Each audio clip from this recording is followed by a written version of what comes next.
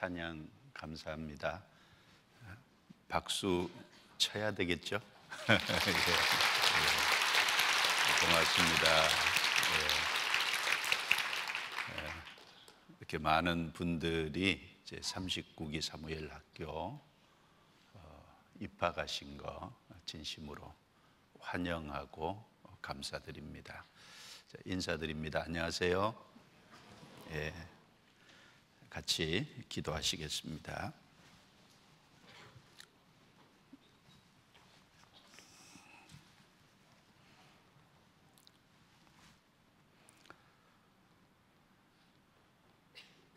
거룩하시고 은혜로우시고 자비로우신 우리 아버지 하나님, 허물과 죄 가운데 살아가던 저희들을 구원해 주시고 하나님의 자녀로 삼아 주시고 남은 생에 주님의 영광과 복음을 위해서 생을 살도록 축복해 주신 은혜를 감사합니다. 이번 제39기 사무엘 학교를 허락하시고 또 많은 대학생 형제 자매들이 함께 할 수 있도록 도와주신 은혜를 감사합니다. 이 기간을 통해서 각 사람을 말씀 위에 신앙적으로 굳건히 세울 수 있도록 도와주시고 또 실제 삶 속에 전도하는데 도움이 될 수 있도록 도와주옵소서. 증거되는 말씀과 교제를 통해서 잘 듣고 새기고 또 연구하고 외쳐서 잃어진 영혼을 주님께 돌아오게 하는데 큰 역할을 할 수 있도록 도와주옵소서. 참여한 학생들 각 사람 마음을 붙잡아 주시고 합당하신 대로 채워주시기를 간절히 기도합니다. 이 시간 시종을 온전히 주께 의탁합니다. 저희를 구원해 주신 주 예수님 이름으로 기도드리옵니다. 아멘. 성경 열왕기하 7장을 찾겠습니다. 열왕기하 7장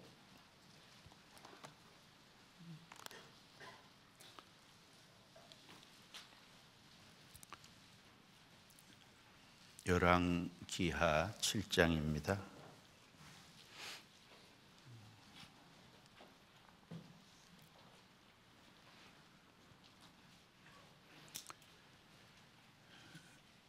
(1절) 말씀부터 제가 조금 길지만 중간중간 좀 읽겠습니다. 7장 1절. 엘리사가 가로되 여호와의 말씀을 들을지어다. 여호와께서 가라사대 내일 이맘때에 사마리아 성문에서 고운 가루 한 스아에 한 세겔을 하고 보리 두 스아에 한 세겔을 하리라 하셨느니라. 그때 한 장관이 곧 왕이 그 손에 의지하는 자가 하나님의 사람에게 대답하여 가로되 여호와께서 하늘에 창을 내신들 어찌 이런 일이 있으리요? 엘리사가 가로되 내가 내 눈으로 보리라. 그러나 그것을 먹지는 못하리라 하니라. 성문 어귀에 문둥이 4사람이 있더니 서로 말하되 우리가 어찌하여 여기 앉아서 죽기를 기다리랴.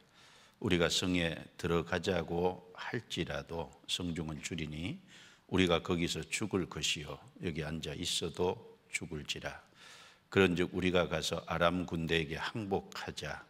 저희가 우리를 살려두면 살려니와 우리를 죽이면 죽을 따름이라 하고 아람 진으로 가려 하여 항원에 일어나서 아람 진가에 이르러 본즉 그곳에 한 사람도 없으니 이는 주께서 아람 군대로 병거 소리와 말소리와 큰 군대 소리를 듣게 하셨으므로 아람 사람이 서로 말하기를 이스라엘 왕이 우리를 치려하여 햇사람의 왕들과 애굽 왕들에게 값을 주고 저희로 우리에게 오게 하였다 하고 항혼에 일어나서 도망하되 그 장막과 말과 나귀를 버리고 진을 그대로 두고 목숨을 위하여 도망하였습니다. 그 문둥이들이 진가에 이르자 한 장막에 들어가서 먹고 마시고 거기서 은과 금과 의복을 가지고 가서 감추고 다시 와서 다른 장막에 들어가서 거기서도 가지고 가서 감추니라. 문둥이가 서로 말하되 우리의 소위가 선치 못하도다. 오늘날은 아름다운 소식이 있는 날이오늘 우리가 잠잠하고 있도다. 만일 밝은 아침까지 기다리면 벌이 우리에게 미칠지니 이제 떠나 왕궁에 가서 고하자 하고 드디어 가서 성문지기를 불러 고하여 가로되 우리가 아람진에 이르러 보니 거기 한 사람도 없고 사람의 소리도 없고 오직 말과 나귀만 메어 있고 장막들이 그대로 있더이다.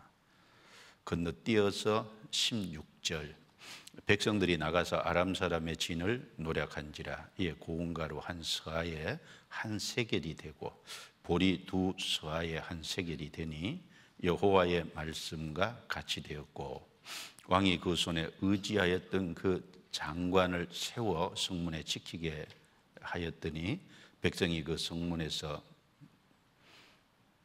저를 밟음에 하나님의 사람의 말대로 죽었으니 곧 왕이 내려왔을 때 그의 한 말대로라. 20절 그 장관에게 그대로 이루었으되 곧 백성이 성문에서 저를 밟음에 죽었더라. 거기까지입니다.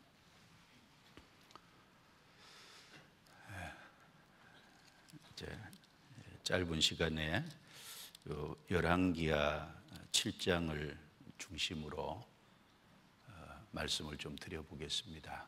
열왕기하 7장을 이제 읽으면 하나님 보실 때 아주 큰 두 가지 죄가 있다라는 것을 이제 이 본문이 우리에게 알려주고 있습니다. 한 가지는 하나님의 말씀을 믿지 않는 불신의 죄입니다. 여기 2절에 보면 한 장관이 나오는데 그 장관이 왕이 그 손에 의지하는 자라고 한 것을 보면 이 사람 아주 세상적으로 이제 높은 위치에 권력을 가진 사람이 맞고 그리고 왕이 여러 사람들 신하를 뒀을 텐데 왕이 그 손에 의지하는 자라고 한 것을 보면 그 많은 신하들 중에서도 아주 탁월한 사람인 것 같습니다. 그런데 여기 하나님의 말씀을 이제 불신함으로 인해서 결국 사람들에게 밟혔잖아요. 그리고 죽었습니다. 이제 죽은 이유가 하나님의 말씀을 안 믿었기 때문에 그렇습니다. 그래서 이걸 통해서 하나님이 우리에게 가르쳐 주고자 하는 것이 이제 불신의 죄가 얼마나 큰 중죄가 되는지를 우리에게 첫 번째는 가르쳐 주고 있습니다. 그리고 또 한 가지는 전도하지 않는 것이 얼마나 큰 죄가 된다는 것을 여기 또 우리에게 가르쳐 주고 있습니다. 여기 3절 이후에 보면은 성문 어귀에 문둥이 4사람이 있었다고 했는데 이 문둥이는 이스라엘 사람들하고 격리되어서 성 바깥에 있었고 이 사람들은 이스라엘 사회에서 상당히 소외가 된 사람입니다. 그런데 이 성 안이 굶주리고 있는 상황에서 먹을 것이 없는 극한 굶주림의 상황이었는데 그 성 안에 이제 들어가 봤자 성 안에도 먹을 것이 없어 줄이고 있으니까 들어가도 죽을 거고 성 바깥에 있어도 우리가 죽을 거니까 방법은 여기 아람 군대가 보유하고 있으니까 이 아람 군대 쪽으로 가서 항복하자라고 의논해서 갔는데 가보니까 아람 군대가 한 사람도 없는 거예요. 하나님께서 소리로 그 아람 군대를 다 쫓아보냈죠. 병거 소리, 말 소리, 큰 군대 소리, 이 소리 하나로 아람 군대를 쫓아보냈습니다. 그러니까 아람 군대가 얼마나 급했든지 장막에 있는 모든 것을 남겨둔 채 자기 목숨을 구하기 위해서 도망갔잖아요. 그러니까 그런 상황이니까 가보니까 먹을 것이 많으니까 한 장막에 들어가서 먹고 마시고 그리고 그 장막에 있는 금과 은과 여러 가지를 가져다가 비밀한 장소에 감추고, 그리고 다시 와서 다른 장막에 들어가서 또 그걸 가서 또 감추고, 이렇게 하다 보니까 정신이 퍼쩍 들었잖아요. 여기 9절에 문둥이가 서로 말하되 우리의 소위가 선치 못하도다. 선치 못하다는 건 악하다는 거잖아요. 자기들이 지금 하고 있는 일이 얼마나 악한 일인지를 깨달은 겁니다. 여기 오늘날은 아름다운 소식이 있는 날이오늘 우리가 잠잠하고 있도다. 만일 밝은 아침까지 기다리면 벌이 우리에게 미칠지니 이제 떠나 왕궁에 가서 구하자. 그래서 아름다운 소식이 있는데 지금 성 안에는 다 굶어 죽어 가고 있는 상황에서 이걸 전하면 사람들이 죽지 않고 살 수 있는 길이 있는데 잠잠하고 있는 거예요. 그래서 밝은 아침까지 우리가 말 안 하고 기다리고 있으면 벌이 자기들에게 내릴 것이 틀림없다. 그러니까 이 전하지 않는 것이 얼마나 큰 죄가 된다는 것을 이제 이 내 문둥병자가 생각을 한 겁니다. 그래서 왕궁에 급히 가서 성 문지기에게 확신에 찬 투로 이제 아람 진영 자체에 모든 군사가 없고 먹을 것이 풍족하다는 것을 알렸습니다. 그래서 성 안에 굶주리던 사람들이 해방이 됐잖아요. 자, 우리는 여기서 한 가지 좋은 소식이 있을 때, 아름다운 소식이 있을 때, 그것도 사느냐 죽느냐의 문제잖아요. 굶어 죽느냐 사느냐 이런 문제가 있을 때 살 길이 있는데 안 알려주는 것이 얼마나 큰 죄가 된다는 것을 여기 하나님이 말씀하시기 위해서 기록해 놨지 않습니까? 그렇다면은 이 사람들은 지옥에 가고 있는데 지옥 가는 사람들에게 천국으로 옮길 수 있는 복음이라는 정말 기쁜 것이 있는데 그걸 전해주지 않는 것이 얼마나 큰 죄가 된다는 걸 우리에게 가르쳐주고 있잖아요. 만약 이 내 문둥병자가 자기들만 먹고 마시고 보석 같은 걸 자기들만 다 취하고 끝까지 안 알려줬다면 그 많은 사람이 굶어 죽었을 거잖아요. 그것이 책임이 없겠냐 그 말입니다. 그런데 전해줌으로 인해서 굶주리면서 성 안 사람들이 해방이 됐고, 그리고 이 내 문둥병자도 그걸 전해줌으로 인해서 나중에는 어떻게 됐을까? 여기 자세하게는 안 나왔지만 아마 이스라엘 사회에서 상당히 존귀하게 됐을 겁니다. 내 문둥병자를 알아줬을 거예요. 그래서 여기 두 가지 우리가 대학 시절에 꼭 생각을 해야 되겠습니다.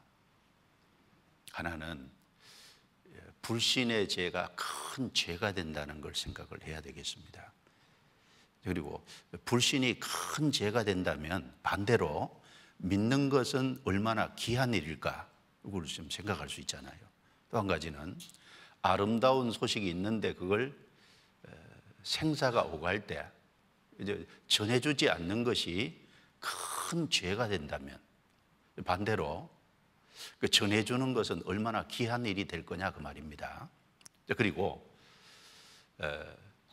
이 불신이 죄가 된다면 믿는 것이 귀하게 되는 동시에 믿음을 따라서 살아가는 삶 자체도 정말 귀한 삶으로 하나님이 보실 거 아니에요. 그런 부분을 조금 생각을 해보겠습니다. 먼저 이 불신의 죄부터 좀 생각을 해보죠. 열왕기하 6장 24절 배경을 좀 보겠습니다. 6장 24절부터 29절. 이후에 아람 왕 베나닷이 그 온 군대를 모아 올라와서 사마리아를 에워싸니 아람 사람이 사마리아를 에워싸므로 성중이 크게 줄여서 나귀 머리 하나에 은 80세겔이요 합푼 때 4분 1갑에 은 5세겔이라. 이스라엘 왕이 성 위로 통과할 때 한 여인이 외쳐가로되 나의 주 왕이여 도우소서. 왕이 가로되 여호와께서 너를 돕지 아니하시면 내가 무엇으로 너를 도우랴? 타작 마당으로 말미암아 하겠느냐? 포도주 틀로 말미암아 하겠느냐. 또 가로되 무슨 일이냐. 여인이 대답하되 이 여인이 내게 이르기를 내 아들을 내라. 우리가 오늘날 먹고 내일은 내 아들을 먹자 하매 우리가 드디어 내 아들을 삶아 먹었더니 이튿날에 내가 이르되 내 아들을 내라. 우리가 먹으리라 하나 저가 그 아들을 숨겼나이다. 이 내용 자체를 보면은 극한 굶주림이잖아요. 여기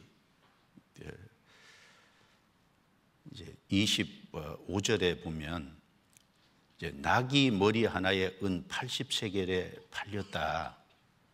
여기 이제 한 세겔이 단위가요 4데나리온 정도 된다 그러잖아요.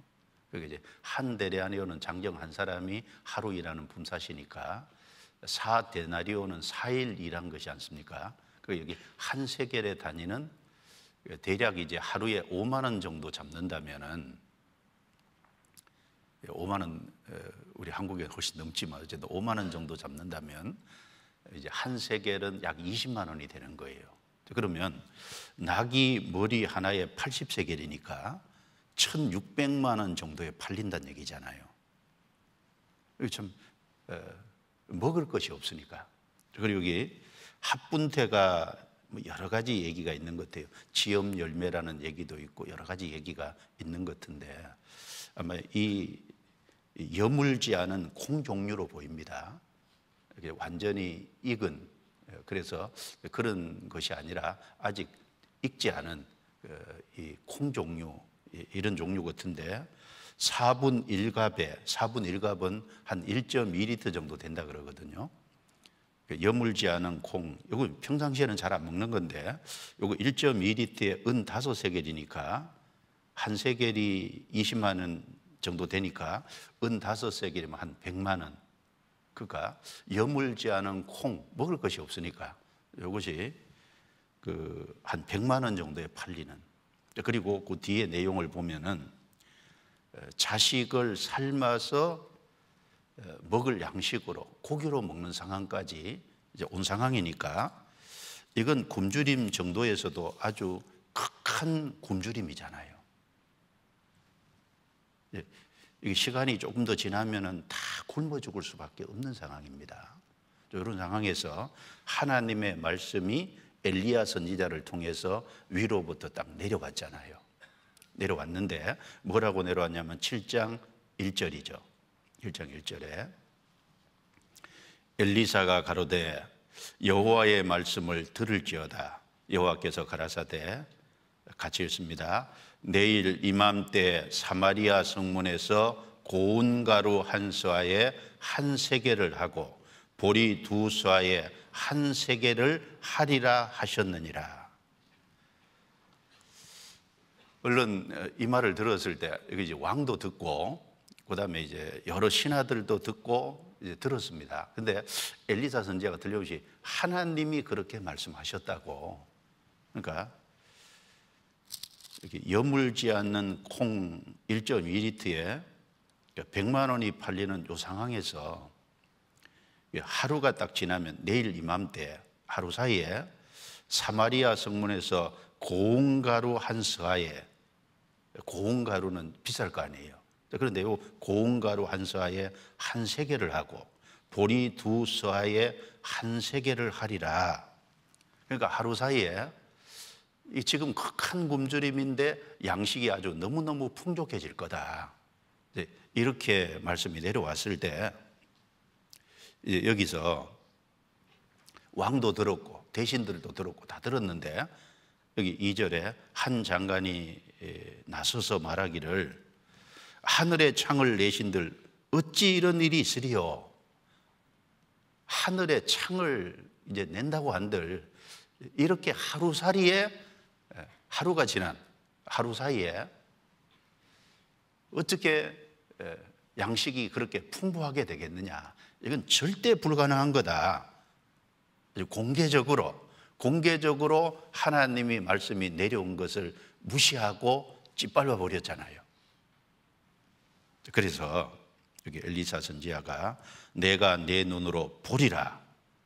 그런 일이 실제 일어날 것을 네가 보게 될 거다. 그러나 먹지는 못하리라. 이제 그렇게 이제 말을 했습니다. 여기서 이 장관이 하늘의 창을 내신들 어찌 그런 일이 있으리요? 이 말한 것이 이게 큰 죄가 됩니다. 왜 죄가 되는지 조금만 좀 생각을 해보면요, 이 사람은 북이스라엘의 왕의 옆에서 보좌하는, 그것도 여러 신하들 중에서 왕이 특별히 그 손에 의지하는 아주 탁월한 그리고 이제 높은 신분의 사람이잖아요. 그러면 이 사람이 이스라엘 사회에 있으면서 엘리사 선지자가 어떤 사람인지 알았을까요? 몰랐을까요? 알았을 겁니다. 열왕기하 1장에 보면은 엘리야 선지자가 자기를 잡으러 보낸 그 50부장하고 50명의 군사를요, 하나님의 능력으로 하늘에서 불이 내려가지고 2번이나 태워버렸잖아요. 이 장관이 그 내용도 들었을 겁니다. 그리고 열왕기하 6장에 보면 앞에 이 엘리사 선지자를 잡으러 왔잖아요, 아람에서. 그랬을 때 이 잡으러 온 아람 군사 몽땅 눈이 멀게 만들었잖아요. 소경이 되게 만들고, 그리고 그 사람들을 이끌고 사마리아 성까지 왔고, 그리고 눈을 뜨게 하고, 그리고 잘 먹여서 아람으로 돌려보낸, 이제 그 내용도 들었을 거 아닙니까? 그리고 열왕기하 2장부터 열왕기하 6장에 보면요, 엘리사 선지자가 행한 기적이 너무너무 많잖아요. 엘리사 선지자 행한 기적을 실제로 다 들었을 거 아닙니까? 그리고 엘리야와 엘리사 선지자에게서 나온 하나님의 말씀은 말씀 그대로 이루어진다는 것을 자세히 알고 있었을 거 아니에요. 알고 있었는데 이런 말 한 거예요. 이 사람은 하나님을 믿지 않는 사람이고, 하나님의 내려온 말씀을 그러니까 무시하고 결국은 짓밟아 버린 겁니다. 그런데 어떻게 됐습니까? 열왕기하 7장 16절, 하루 사이에 완전히 바뀌었잖아요. 16절에 백성들이 나가서 아람 사람의 진을 노력한지라 이에 고운가루 한 서아에 한 세겔이 되고 보리 두 서아에 한 세겔이 되니 여호와의 말씀과 같이 되었고, 왕이 그 손에 의지하였던 그 장관을 세워 성문을 지키게 하였더니 백성이 성문에서 저를 밟음에 하나님의 사람의 말대로 죽었으니 곧 왕이 내려왔을 때 그의 한 말대로라. 일찍이 하나님의 사람이 왕에게 고하여 이르기를 내일 이맘때 사마리아 성문에서 보리 두 서아에 한 세겔을 하고 고운 가루 한 서아에 한 세겔을 하리라 한즉, 그때 이 장관이 하나님의 사람에게 대답하여 가로되 여호와께서 하늘에 창을 내신들 어찌 이 일이 있으랴 하매 대답하기를 내가 내 눈으로 보리라. 그러나 그것을 먹지는 못하리라 하였더니, 같이 읽습니다. 그 장관에게 그대로 이루었으되 곧 백성이 성문에서 저를 밟음에 죽었더라. 그래서 하나님이 소리로 아람 군대를 쫓고, 그리고 하루 사이에 양식이 정말 풍족하게 됐습니다. 그래서 이 엘리사 전지자가 한 말대로 내가 그것을 보리라. 이 장관은 하나님이 어떻게 그 일을 이루셨는지를 자기 눈으로 생생하게 봤습니다. 그런데 밟혀 죽었잖아요. 먹지는 못하리라. 먹지는 못했습니다. 특별히 이제 밟혀 죽었다. 이걸 보면요, 죽는데 밟혀 죽었다. 참 비참하게 죽은 거잖아요. 그러니까 이걸 통해서 불신이 얼마나 큰 중재가 된다는 걸 우리에게 생생히 가르쳐 주고 있잖아요. 학생 시절에 가장 마음에 소중하게 생각해야 될 것이 하나님 중심의 삶이잖아요. 그리고 말씀 중심의 삶이잖아요. 근데 이 말씀을 그대로 믿고 그대로 순종해서 살 수 있다면 얼마나 감사하겠어요. 그런데 이 말씀이 내려오고 말씀이 우리도 주어지는데 말씀을 불신하는 것은 이건 큰 죄가 되는 겁니다. 이걸 마음에 좀 깊이 새겨놓을 필요가 있잖아요. 사실 성경을 보면은 인간 역사는 뿌리 깊은 불신의 역사죠. 그 에덴 동산에서 하나님께서 선악과를 두시고 선악을 알게 하는 나무 실과는 먹지 마라. 먹는 날에는 정령 죽으리라. 자, 먹는 날에는 정령 죽으리라고 말씀하셨는데 그걸 안 믿고 선악과를 먹었잖아요. 결국은 영이 죽었습니다. 그 이후에 보면은 계속 불신의 역사잖아요. 심지어 예수님이 부활했을 때도 예수님 제자들이 예수님 부활했다는 것을 여러 통로를 통해서 계속 듣는데 안 믿잖아요. 성경 마가복음 16장 보겠습니다. 마가복음 16장.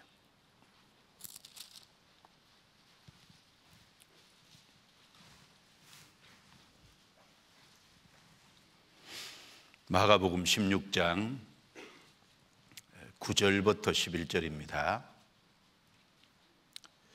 예수께서 안식 후 첫날 이른 아침에 살아나신 후 전에 7 귀신을 쫓아내어 주신 막달라 마리아에게 먼저 보이시니 마리아가 가서 예수와 함께하던 사람들의 슬퍼하며 울고 있는 중에 이 일을 고하매 부활하셨다는 사실을 고했죠. 11절 같이 있습니다. 그들은 예수의 살아나셨다는 것과 마리아에게 보이셨다는 것을 듣고도 믿지 아니하니라. 막달라 마리아에게 먼저 보였고, 그리고 막달라 마리아가 제자들에게 가서 주님이 살아나셨다, 그리고 분명히 봤다, 근데 말하는데 안 믿잖아요. 12절 13절 또 같이 읽습니다. 그 후에 저희 중 2 사람이 걸어서 시골로 갈 때 예수께서 다른 모양으로 저희에게 나타나시니 2 사람이 가서 남은 제자들에게 고하였으되 역시 믿지 아니하니라. 여기 2 제자는 누가복음 24장에 엠마오로 내려가는 2 제자잖아요.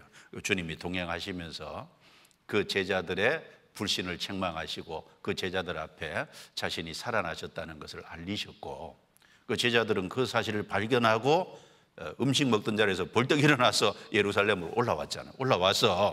올라와서 남은 제자들에게 고하였으되 역시 믿지 아니하니라. 2 번째 다시 얘기했는데 안 믿었어요. 요한복음 20장에 가면 도마가 없을 때 예수님이 제자들에게 나타났습니다. 제자들이 우리는 부활하신 주님을 봤다 그러니까 도마가 뭐라고 했습니까? 나는 주님이 못 박힌 그 손을 내 눈으로 보고 내 손가락으로 그 손에 못자국에 넣어보고 내 손을 옆구리에 넣어보고는 보지 않고는 내가 믿지 못하겠다. 그러니까 말하는데도 안 믿잖아요, 계속. 그리고 예수님이 책망하시죠. 14절에 같이 읽습니다. 그 후에 11 제자가 음식 먹을 때 예수께서 저희에게 나타나사 저희의 믿음 없는 것과 마음이 완악한 것을 꾸짖으시니 이는 자기의 살아난 것을 본 자들의 말을 믿지 아니함일러라. 꾸짖으셨잖아요. 왜냐하면 믿음 없는 것과 부활했다고 얘기하는데 예수님이 죽으시기 전에도 부활할 것을 미리 말씀도 하셨잖아요. 그리고 막달라 마리아도 얘기했고, 그 다음에 엠마로 내려간 제자들도 얘기했고, 주님이 또 얘기하셨는데 안 믿잖아요. 그래서 마음이 완악한 것을 꾸짖으시니 이는 자기의 살아난 것을 본 자들의 말을 믿지 아니함일러라. 안 믿는 불신을 책망하셨습니다. 그러면서 15절 16절에 이런 말씀을 하셨죠. 같이 읽습니다. 또 가라사대 너희는 온 천하에 다니며 만민에게 복음을 전파하라. 믿고 세례를 받는 사람은 구원을 얻을 것이요 믿지 않는 사람은 정죄를 받으리라. 그래서 이걸 책망하시면서 말씀하시기를 너희는 온 천하에 다니며 만민에게 복음을 전파하라. 믿는 사람은 구원을 얻으실 것이다. 믿지 않는 사람은 정죄를 받으리라. 그럼 여기 11절, 그 다음에 13절, 그 다음에 14절, 그 다음에 16절, 여기 예수님의 마음의 포커스는 어디 있습니까? 믿느냐 안 믿느냐. 믿느냐 안 믿느냐. 주님은 거기다가 딱 마음을 두고 있잖아요. 믿는 것이 정말 중요한 일이거든요. 안 믿는 것은 큰 죄잖아요. 인류 역사는 불신앙의 역사입니다. 아담 때부터 하나님의 말씀을 믿지 않았습니다. 노아 시대 때 세계적인 홍수가 올 거라는 것을 말했는데 믿지 않잖아요. 방주에 안 타지 않습니까? 그리고 소돔 고모라 이웃 도시들 유황불로 심판할 거라고 하나님께서 천사 보내서 말했는데 롯의 사위들은요 농담으로 여겼잖아요. 예레미야 시대 때요 예루살렘 멸망을 수없이 말했잖아요. 그런데 그 당시에 이스라엘 백성들은 안 돌이켰습니다.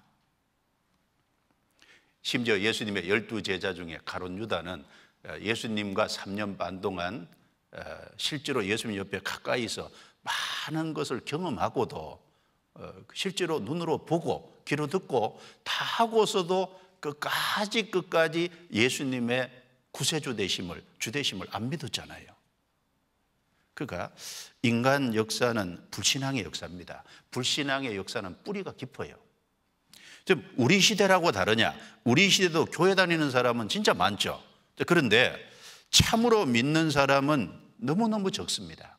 그래서 예수님께서 마가복음 9장 19절에 믿음이 없는 세대요 내가 얼마나 너희와 함께 거하며 얼마나 너희와 함께 있으리요 그랬어요. 너무너무 완고하고 안 믿으니까 믿음이 없는 세대라고. 내가 얼마나 너희와 함께 있어야 되냐, 얼마나 너희를 내가 참아야 되냐 책망하시잖아요.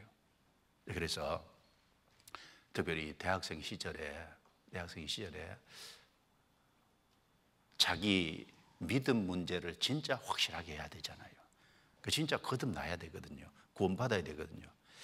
참 믿음을 확실히 가져야 될 거예요. 그래서 고린도후서 13장 5절에 너희가 믿음에 있는가 너희 자신을 시험하고 너희 자신을 확증하라. 예수 그리스도께서 너희 안에 계신 줄을 너희가 스스로 알지 못하느냐? 그렇지 않으면 너희가 버리운 자니라.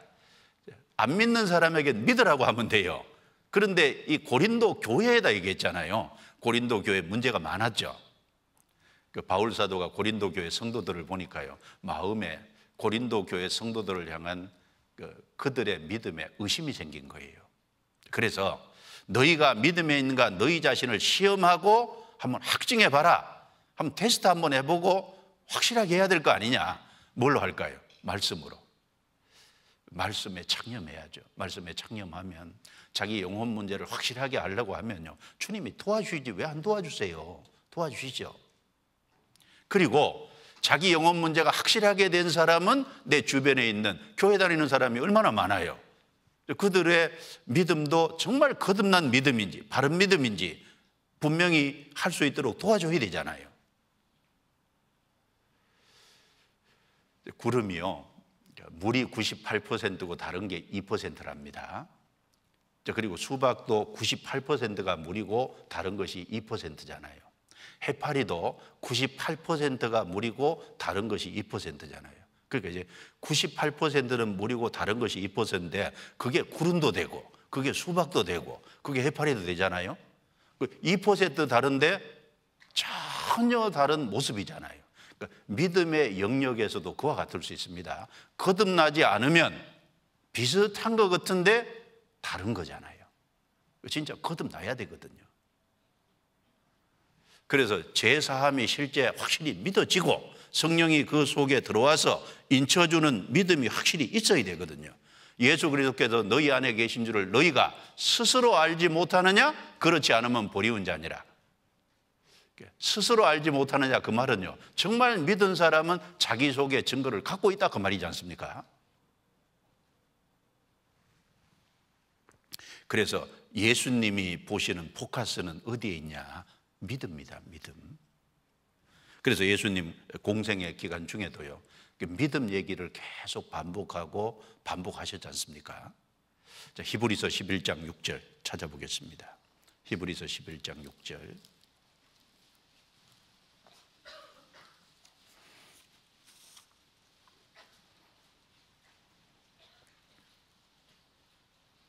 우리 잘 아는 구절입니다. 같이 읽겠습니다. 믿음이 없이는 기쁘시게 못하나니 하나님께 나아가는 자는 반드시 그가 계신 것과 또한 그가 자기를 찾는 자들에게 상 주시는 이심을 믿어야 할지니라. 자, 믿음이 없이는 기쁘시게 못하나니, 여기 다른 번역에 보면 믿음이 없이는 기쁘시게 하는 것이 불가능하니, 못하나니 그 말이 불가능하다 그 말입니다. 믿음이 없이는 하나님을 기쁘시게 하는 것은 도무지 할 수 없는 일이다 그 말입니다. 그러니까 예수님이 공생의 기간 중에 여러 얘기를 하면서 믿음이 적은 자여 왜 의심하였느냐, 믿음이 없는 자여, 또 이런 표현도 하시고, 또 마태복음 8장에 보면 그 백부장의 믿음을 가리켜서 이스라엘 중에도 이만한 믿음을 만나보지 못하였도다. 그 백부장의 믿음은 아주 크게 칭찬했잖아요. 자, 그리고 마태복음 15장의 수로보니게 여인의 믿음을 가리켜서는 내 믿음이 크도다, 믿음이 크다고 칭찬을 해줬습니다. 그리고 어찌하여 믿지 아니하였느냐, 그런 책망도 하시고, 그리고 이 사복음서의 내용에 보면은 내 믿음이 너를 구원하였으니 평안히 가라, 이런 표현들이 많죠. 병을 고쳐주면서 내 믿음이 너를 구원하였으니 평안히 가라. 보통 이제 믿음이 너를 구원하였으니 평안히 가라, 이 표현을 했을 때 병도 고침받았지만 거기는 진짜 믿음이 있고 믿음으로 구원받은 걸 얘기하거든요. 그러니까 이제 믿음 얘기를 계속 하고 있잖아요. 복화서는 믿음입니다. 분명한 거 하나는 믿는 자는 존귀하게 되는 게 맞고 믿지 않는 자는 밟히는 게 맞는 거예요. 이 장관이 하나님 말씀을 불신함으로 인해서 결국은 밟혀 죽었잖아요. 이걸 통해서 불신은 결국은 밟힌다. 그러나 믿는 사람은 정말 존귀하게 되는 거다. 이걸 이제 분명히 보여주고 있습니다. 그래서 불신자와 믿는 자는 전혀 반대지 않습니까? 그래서 이 말라기 3장에 보면은 믿는 자는 보석에 비교했고 불신자는요, 이렇게 재 얘기했잖아요. 보석과 재는 너무 다르죠. 그리고 불신자는 발바닥 밑에 재라고 얘기함으로 인해서요, 밟힌다는 걸 분명히 얘기하고 있습니다. 성경 말라기서 3장을 보겠습니다.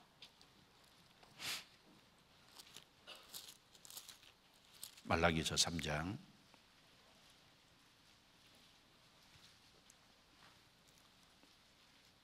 16절부터 18절입니다.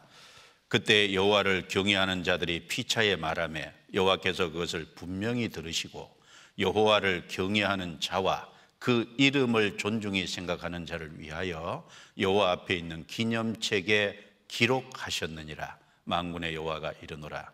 내가 나의 정한 날에 그들로 나의 특별한 소유를 삼을 것이요 또 사람이 자기를 섬기는 아들을 아낀같이 내가 그들을 아끼리니 그때 너희가 돌아와서 의인과 악인이며 하나님을 섬기는 자와 섬기지 아니하는 자를 분별하리라. 여기 특별한 소유를 삼을 것이요, 이 말을 했을 때 여기 이제 주얼리잖아요. 이게 보석입니다. 그래서 마이 주얼리라고 했기 때문에 주님의 보석이다. 믿는 사람은 주님이 정말 존귀하게 보는 겁니다. 언제? 나의 정한 날, 하나님이 정한 때가 있어요. 그때 참으로 얼마나 존귀하게 되는지가 딱 드러날 거예요. 그래서 여기 분별하리라 이 말이 지금은 믿는 사람 안 믿는 사람 별로 차이가 안 나잖아요. 이 말라기 시대도 보면요, 하나님에 대해서 함부로 말하는 사람이 많지 않습니까? 15절에 지금 우리는 교만한 자가 복되다 하며 악을 행하는 자가 창성하며 하나님을 시험하는 자가 화를 면한다 하노라. 함부로 말하는 사람이 많습니다. 그리고 16절에 그때 여호와를 경외하는 자들이 피차에 말하며, 그런데 하나님을 섬기는 사람은 정말 신앙적인 말을 하고 주님이 그것을 들었고 기념책에 기록하잖아요. 그러니까 믿는 자와 믿지 않는 자, 의인과 악인이 섞여 살 때 그 당시에는 별로 차이가 안 났어요. 지금도 얼핏 보면 별로 차이가 안 납니다. 그런데 나의 정한 날, 주님이 정한 때가 되면은 그때 너희가 돌아와서 의인과 악인이며 하나님을 섬기는 자와 섬기지 아니하는 자를 분별하리라. 여기 분별하는라는 말이 다른 번역에 보면 차이를 확실하게 알게 될 거다. 주님이 정한 때가 되면 차이가 얼마나 크게 나는지를 분명하게 보게 될 거다, 그 말이거든요. 그러면서 4장 3절 같이 읽습니다. 또 너희가 악인을 밟을 것이니 그들이 나의 정한 날에 너희 발바닥 밑에 재와 같으리라. 만군의 여호와의 말이니라. 여기 17절에는 마이 주얼리라고 하나님의 특별한 보석이라고 얘기하고 3절에 가서는 너희 발바닥 밑에 재와 같으리라. 발바닥 밑에 재라고 했습니다. 그러니까 보석하고 재하고 얼마나 큰 대조냐 그 말이에요. 이 차이가 나의 정한 날 주님이 딱 드러낼 때가 있습니다. 이 발바닥 밑에 재라는 말은 결국 밟힌다는 거예요. 이 성경에 보면요, 이세벨은 정말 밟혔잖아요. 이세벨이 아합 왕한테 시집을 와서 이제 우상을 끌고 들어왔고, 그리고 아합을 충동해서 훨씬 더 우상 섬기는 쪽으로 기울도록 만들었고, 그래서 이 이세벨이 결국은 집어던져지고, 그래서 열왕기하 9장에 보면요, 그 이세벨이 위에서 던져서 죽었을 때 이제 그 밟았잖아요. 열왕기하 9장 33절을 보겠습니다. 열왕기하 9장 33절.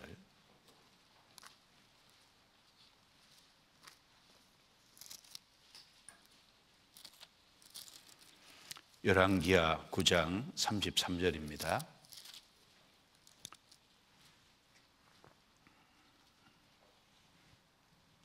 열왕기하 9장 33절 같이 읽습니다. 가로되 저를 내려 던지라 하니 내려 던짐에 그 피가 담가 말에게 뛰더라. 예후가 그 시체를 밟으니라. 예후가 그 시체를 밟으니라. 밟았잖아요. 그리고 나중에 와보니까 이 개가 다 뜯어먹고 발과 손바닥 외에는 찾지 못했잖아요. 그걸 이제 장례 치러줬죠. 결국은 이제 이 내용도 왜 기록을 해놨겠어요? 결국 하나님을 대적하는 쪽, 그 불신자는 결국은 밟힌다는 것을 분명히 얘기하고 있잖아요. 왜 밟힐까요? 왜 밟히냐면은 하나님과 하나님의 말씀을 밟으니까 자기가 밟히잖아요. 예수님을 안 믿는다는 건 어떤 의미일까요? 예수님을 밟는다는 의미랑 같은 거예요. 그러니까 예수님이 십자가에서 완성한 복음을 그걸 전했는데 그걸 안 받아들인 게 뭐예요? 예수님을 밟는 것과 같은 겁니다. 그러니까 결국은 자기가 밟히잖아요. 히브리서 10장 찾아보겠습니다. 히브리서 10장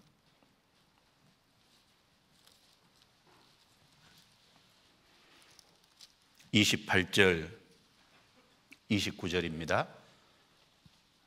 같이 읽어보겠습니다. 모세의 법을 폐한 자도 두세 증인을 인하여 불쌍히 여김을 받지 못하고 죽었거든 하물며 하나님 아들을 밟고 자기를 거룩하게 한 언약의 피를 부정한 것으로 여기고 은혜의 성령을 욕되게 하는 자에 당연히 받을 형벌이 얼마나 더 중하겠느냐.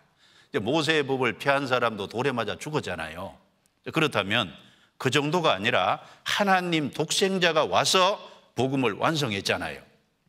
그런데 이 내용을 안 믿는 것은 어떤 죄냐? 여기 세 가지를 얘기했죠. 하나님 아들을 밟는 죄에 해당한다. 야, 한번 생각해 봐요. 우리 학생들이 나중에 결혼해서 자녀를 낳는데 누가 내 자녀를 밟았다. 얼마나 화가 날까요? 그러니까 예수님을 안 받아들이는 사람은 하나님이 어떻게 생각하냐? 하나님의 아들인 예수님을 밟는 거로 생각하신다니까요. 그리고 여기 보면은 거룩하게 한 언약의 피를 부정한 것으로 여기고 주님이 십자가에서 내 죄에 대한 형벌을 받고 피를 흘렸는데 그 피로 내 죄를 사한 것을 안 믿는 것은 피를 부정한 것, 쉽게 말하면 피를 아무것도 아닌 것으로 또랑물처럼 생각하는 죄가 되잖아요. 그 다음에 그걸 전하는 분이 성령인데 결국은 은혜의 성령을 욕되게 하는 거잖아요. 성령께서 그걸 깨닫게 하시고 내 마음문 밖에서 어떻게 하시죠? 좀 들어오시겠다 그러는데 문을 탁 닫아놓고 안 받아들이잖아요. 내가 어느 집에 방문을 했을 때 문을 탁 닫아 걸고 집에 환영을 안 했을 때 얼마나 불쾌하게 생각하겠어요. 그러니까 복음을 안 믿는 불신의 죄는 하나님 아들을 바른 죄고 언약의 피를 부정한 것으로 여기는 죄고 은혜의 성령을 욕되게 하는 죄니까 이제 이 사람이 받을 형벌이 얼마나 더 중하겠느냐. 모세의 법을 피한 십계명 피한 그 죄보다 얼마나 더 크겠느냐. 영원한 지옥이잖아요. 그러니까 밟았으니까 자기가 밟히는 거지 않습니까? 그 성경에 밟힌다는 얘기를 계속하고 있잖아요. 이사야 63장 3절입니다. 이사야 63장 3절.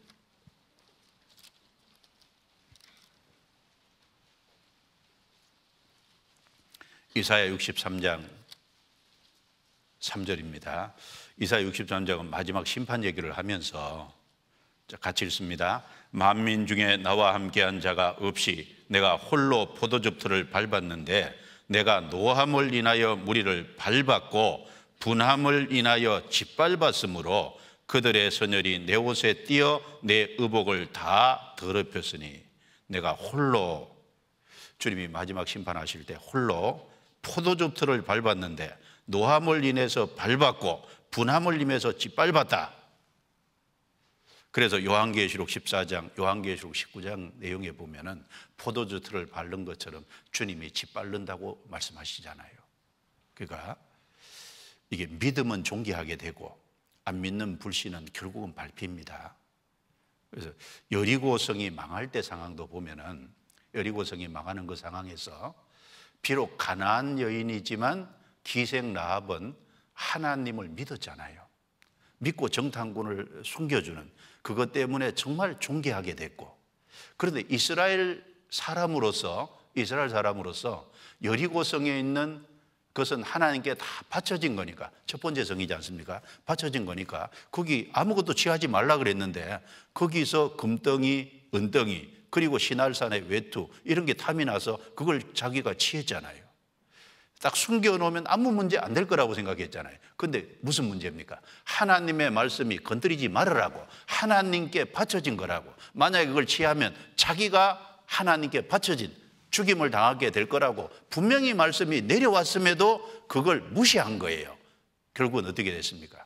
결국은 아간이 됐잖아요. 괴로움을 주는 자가 되고, 이스라엘 백성들이 그 아간하고 가족을 이끌고 다 같이 합세했으니까 돌로 쳐가지고 아골 골짜기를 만들었잖아요. 그러니까 거기서도 보면은 비록 가나안 여인이지만 믿었기 때문에 존귀하게 됐고, 이스라엘 사람일지라도 불신함으로 인해서 결국은 밟혔지 않습니까? 그래서 하나님이 믿는 것은 정말 귀하게 보시고 안 믿는 불신은 큰 중죄로 여기고 계신다는 걸 생각해야 됩니다. 그래서 구원을 확실히 받는 동시에 구원받은 이후에도 마음에 확실히 믿어진 사람은 행동하고 연결이 되게 돼 있잖아요. 삶하고 연결이 돼 있으니까 믿으면 행동하죠. 아브라함은 믿었기 때문에 이삭을 하나님께 드렸잖아요. 행동으로 옮겼습니다. 기생 라합은 믿었기 때문에 정탐꾼을 숨겨줬잖아요. 그러니까 우리 마음속에 믿은 그것은 행동으로 나오게 되고, 그리고 그 행동으로 옮김으로 말미암아 믿음이 온전하다는 것이 사실 외적으로 입증이 되는 거지 않습니까? 야고보서 2장 찾아보겠습니다. 야고보서 2장.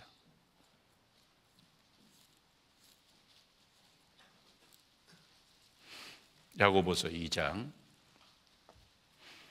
22절.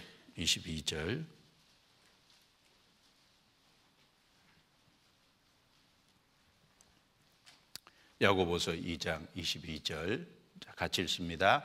내가 보거니와 믿음이 그의 행함과 함께 일하고 행함으로 믿음이 온전케 되었느니라. 믿음이 그의 행함과 함께 일하고, 그렇죠. 마음속에 확실히 믿음이 있으면은 구원받은 사람에게 행동으로 나오게 돼 있고, 하나님의 말씀을 그대로 믿으면 그 하나님의 말씀을 행동으로 그대로 따라서 옮기게 되고, 그래서 행함으로 온전케 되는, 그래서 행함으로 그 믿음이 확실하다는 걸 입증하게 될 겁니다. 그래서 고린도후서 5장 7절에 보면 우리가 다 믿음으로 행하고 보는 것으로 하지 아니함이라. 믿음은 보는 것하고 반대. 보는 것이라는 것은 환경과 어떤 그 여건, 이런 것들을 보는 거잖아요. 그런데 믿음은 보이지 않는 하나님, 그 하나님이 약속하신 말씀, 그걸 믿는 게 믿음이잖아요. 보이는 상황은 반대 상황일지라도 우리는 말씀을 믿고 쫓아가야 되거든요. 그래서 히브리서 11장에 보면 쫙 믿음장이라고 해서 믿음이 뭔지 쫙 나오잖아요. 그래서 이제 아벨은 믿음으로 의로운 자라 하시는 증거를 얻었다. 그래서 하나님의 의를 믿는 믿음으로 말미암아 구원받는, 그것도 믿음이고, 그 다음에 에녹은 하나님을 기쁘시게 하는 삶을 산 것도 믿음이라 그랬고, 노아는 하나님이 심판하신다는 얘기를 듣고 방주를 준비해서 가족 구원을 했잖아요.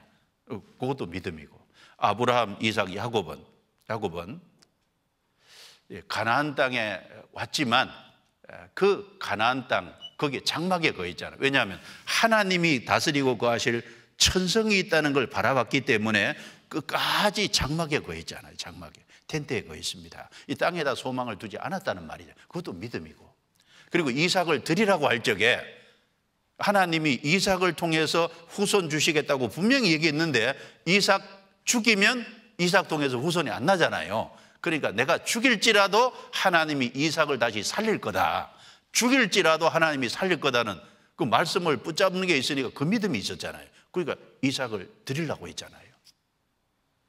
그리고 이삭은 에서와 야곱에게 축복할 때 믿음으로 축복했다 그랬습니다. 야곱은 12아들에게 각자 축복할 때 믿음으로 했습니다.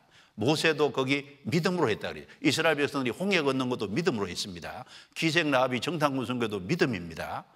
그래서 그 뒤에 쭉 보면은 믿음으로 자기를 죽는데 내주기도 하고, 믿음으로 악형을 받되 구차히 피하지 않고 당하고, 이런 사람은 세상이 감당치 못하리라. 그래서 히브리서 11장에 믿음이 뭔지 쫙 나와 있잖아요. 그러면 이제 학생 시절에 정말 내가 믿음으로 산다는 게 뭘까? 구원 문제도 확실하고, 그 다음에 믿음은 반드시 행동으로 옮겨야 되고, 그걸 얼마나 하나님이 귀하게 보시겠어요.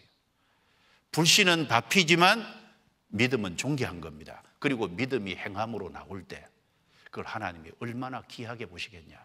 그래서 기념책에 기록하고, 그리고 그것을 주님 앞에 섰을 때 영광으로 갚아주려고 하시잖아요. 그래서 믿음을요 키워야 돼요. 성경에 보면 이제 믿음이 작은 자도 있고, 그 다음에 믿음이 큰 자도 있고, 더 큰 믿음을 가진 사람도 있고. 그러니까 가능한 한 구원은 확실히 받았어도 그 신앙생활 하는 가운데서 믿음이 점점 커져가도록, 너희 믿음이 점점 자라고 그 믿음을 점점 키워가는 그것이 신앙생활에 꼭 필요할 겁니다. 자, 열왕기하 7장 다시 넘기겠습니다. 그래서 한쪽은 믿음 쪽 좀 생각해 보고, 또 한쪽은 아름다운 소식 전하는 거, 이거 좀 생각해 보죠. 열왕기하 7장 3절, 성문 어귀에 문둥이 4사람이 있더니 서로 말하되 우리가 어찌하여 여기 앉아서 죽기를 기다리랴. 자, 그래서 9절, 문둥이가 서로 말하되 우리의 소유가 선치 못하도다. 오늘날은 아름다운 소식이 있는 날이오늘 우리가 잠잠하고 있도다. 만일 밝은 아침까지 기다리면 벌이 우리에게 미칠지니 이제 떠나 왕궁에 가서 고하자 하고 드디어 가서 성 문지기를 불러 고하여 가로되 우리가 아람진에 이르러 보니 거기 한 사람도 없고 사람의 소리도 없고 오직 말과 나귀만 매여 있고 장막들이 그대로 있더이다. 이 네 문둥이는 이스라엘 사회에서 소외가 된 사람이잖아요. 성 안에 거하지도 못하고 성문 어귀에 바깥에 살아야 되는. 그런데 이 소외된 네 문둥이가 아람 진영에 갔다가 먼저 축복을 받았잖아요. 이제 그것처럼 이것도 우리에게 교훈하는 바가 있을 겁니다. 이 세상에서도요, 누가 축복을 먼저 받아요? 잘 나가는 사람들은 축복을 받기가 어렵거든요. 잘 나가는 사람은 축복을 받기가 어렵고, 정말 어렵고 여러 가지 공고한 가운데 있는 사람이 축복을 받잖아요. 어제도 이렇게 지방 집회 갔다가 이렇게 광명역에 내려서 그 택시를 타고 들어오는데 택시 운전사하고 이렇게 대화하는 속에 그 택시 운전사가 그러더라고요. 자기 집에도 형제들이 여럿이 되는데 자기 집에 교회 다니는 형제들은 어려운 사람만 다닌대요. 그리고 이제 잘났다 하는 사람은 자기들이 편하니까 아무 어려움이 없으니까 안 다니고, 정말 가족 중에 보면은 힘든다, 어려운 상황에 있는 사람만 다닌다는 거예요. 그렇죠? 소외된 사람들이 먼저 축복을 받았습니다. 지금도 마찬가지로 이게 심령이 가난한 자가 복이 있나니 천국이 저희 것이며, 그래서 하나님께서 이 세상에 부르실 때 모든 사람을 부르는데 그 부름에 응답하는 사람은 결국 어려운 상황에 있는 사람들이 응답을 할 거예요. 그 성경 고린도전서 1장을 보겠습니다. 고린도전서 1장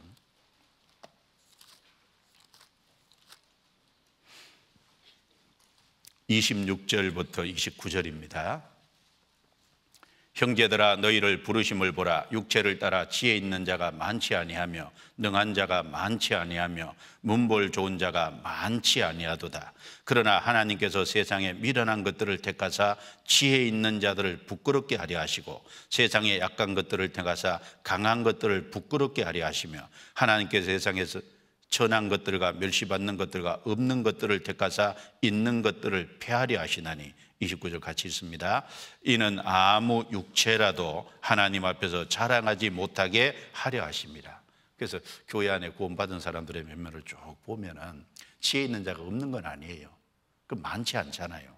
능한 자가 없는 건 아니지만 많지 않습니다. 문벌 좋은 자가 없는 건 아니지만 많지 않습니다.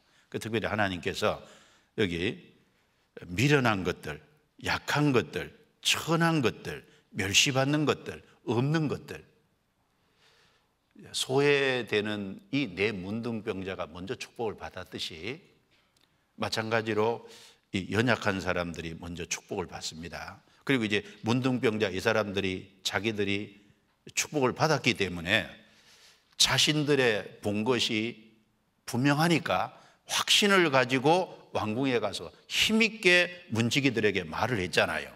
그래서 왕이 그 소리를 듣고 군사를 보내서 확인을 하고 결국은 이스라엘 사람들이 그 성에 나가서 결국은 그 아람 진영에 도착해서 먹을 것을 풍족히 얻음으로 축복을 같이 받았습니다. 그래서 이 네 문둥병자는 틀림없이 그 소식을 전함으로 존귀하게 됐을 겁니다. 마찬가지로 전도하는 사람은 주님 앞에 설 때 존귀하게 됩니다. 이 세상에서 할 수 있는, 사람이 할 수 있는 가장 큰 일이 뭘까요? 전도잖아요. 과학자들도 전도는 못하잖아요. 사람 영혼을 건지는 일은 못하지 않습니까? 한 국가를 통치하는 대통령도 사람 영혼을 구원하는 건 손 못 대잖아요. 그런데 구원받은 사람은 전할 수 있고 구원받은 사람은 그 복음을 전해서 잃어진 영혼을 구원받는 대로 인도할 수 있잖아요. 구원받는 사람이 할 수 있는 일이잖아요. 우리는 세상 사람들이 보지 못하는 걸 봤습니다. 천국도 봤고 지옥이 있다는 것도 봤습니다. 말씀을 통해서 확신을 가졌잖아요. 우리는 그 지옥에서 건짐받았어요. 그러므로 전해야 됩니다. 이 전도는요, 전해도 되고 안 전해도 되는 게 아니라 반드시 전해야 되는 거죠. 자, 전도는 전하지 않으면 죄가 되는 겁니다. 전하지 않으면 죄가 된다는 걸 생각해야 된대. 우리의 소위가 선치 못하도다, 악하다는 거죠. 한쪽에서는 굶어 죽어가고 있는데 자기들이 먹고 마시고 그리고 보석을 갖다가 감추고 또 와서 보석을 취해서 또 감추고, 이게 악한 거잖아요. 한쪽에서는 사느냐 죽느냐의 문제가 있는데, 마찬가지로 구원받은 사람들도 마찬가지죠. 한쪽에서는 사람이 죽어서 지옥 가고 있잖아요. 그런데 우리가 경험한 이걸 내 자신만 갖고 있다면 죄가 안 되겠어요? 전하지 않는다면 죄가 안 되겠습니까? 밝은 아침까지 기다리면 벌이 우리에게 임할 거다. 그리고 그 좋은 소식은요, 가능한 한 빨리 전해야 되는 거예요. 그렇지 않습니까? 잠언 24장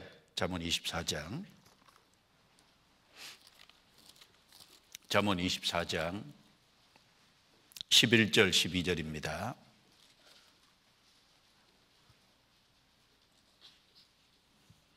11절 12절 같이 읽겠습니다. 너는 사망으로 끌려가는 자를 건져주며 살육을 당하게 된 자를 구원하지 아니치 말라. 내가 말하기를 나는 그것을 알지 못하노라 할지라도 마음을 저울질 하시는 네가 어찌 통찰하지 못하시겠으며 내 영혼을 지키시는 네가 어찌 알지 못하시겠느냐. 그가 각 사람의 행위대로 보응하시리라. 여기 보시면 내 영혼을 지키시는 자라고 했으니까 구원받은 사람의 영혼은 주님이 지키잖아요. 이거 생명 얻은 사람입니다. 생명을 얻었고 주님이 그 영혼이 이뤄지지 않도록 주님이 지켜주시는 것이 확실한데, 그런데 이 전도해야 되는데 사망으로 끌려가는 자, 살육을 당하는 자 구원하지 아니치 말라. 이거는 아주 강하게 얘기하려, 건져주라 그러면 되는데 구원하지 아니치 말라. 여기 이제 강하게 얘기한 거잖아요. 나는 알지 못하였노라. 알지 못했다고? 마음을 저울질 하시는 네가, 우리 마음을 장악해 들여다보시는 네가 어찌 알지 못하시며 통찰하지 못하시겠느냐. 각 사람의 행위대로 뭐 하신다고요? 보응하시리라. 왜 보응이란 얘기를 써놨을까요? 전도 안 하면 죄가 된다는 말이잖아요. 그 전도 안 하면 죄가 안 된다면 보응하시리라 이 말을 해놨겠어요?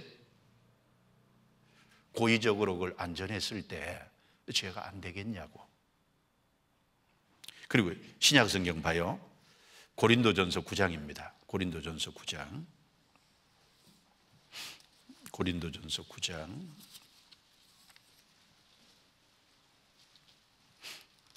바울 사도도 이렇게 말씀했죠. 고린도전서 9장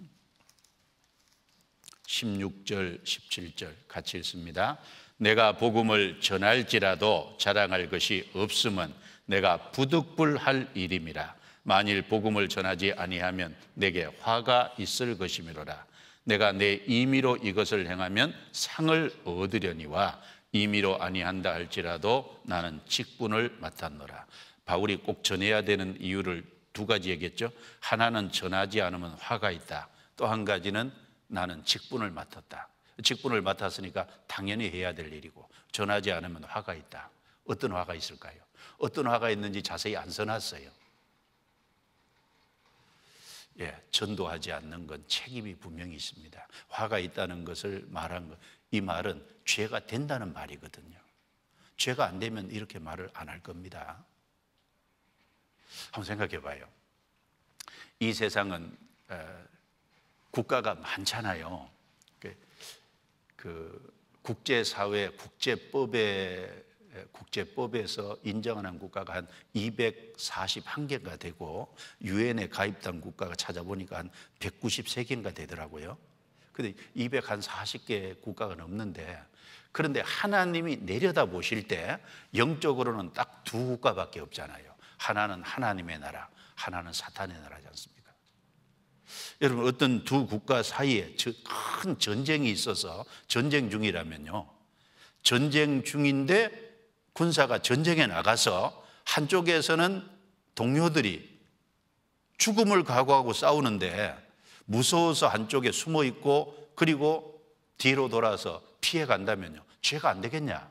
전쟁 중에 안 싸우는 건 죄가 되잖아요. 마찬가지로 우리는 영적 전쟁 중이잖아요. 하나님의 나라와 마귀 나라, 뺏느냐 뺏기느냐 이 문제인데, 여기에서 전하지 않으면, 영적 전쟁을 치르지 않으면 죄가 안 되겠냐고. 죄가 됩니다. 기근에서 해방되는 것도 기쁜 소식입니다. 그런데 지옥에서 건진받는 것은 훨씬 더 기쁜 소식이잖아요. 천사가 롯에게 말하기를 내게 속한 자를 다 이끌어내라고 창세기 19장에 보면 그 말했잖아요. 내게 속한 자라 그랬을 때 적어도 이 롯과 관련된 사람이잖아요. 아내도 있고 딸도 있고 사위들도 있고 내게 속한 자를 다 이끌어내라. 가서 전했는데 농담으로 여겼죠. 자, 자기에게 속한 자를 다 이끌어내는 이 문제가 중요한 문제거든요. 그렇죠? 그러면 롯에게만 그런 말하겠냐고. 우리에게도 마찬가지죠. 우리에게 속한 자를 다 이끌어내라고 우리에게도 말하지 않겠어요? 나와 관련을 맺고 있는 사람이 우리에게 속한 자잖아요. 그 문제는 중요한 문제입니다. 지옥이 있는데 건져내는 것은 너무 당연한 거예요. 그 전도하되 적극적으로 전하는 것이 그 맞는 거잖아요. 그 성경 누가복음 14장을 보겠습니다. 누가복음 14장.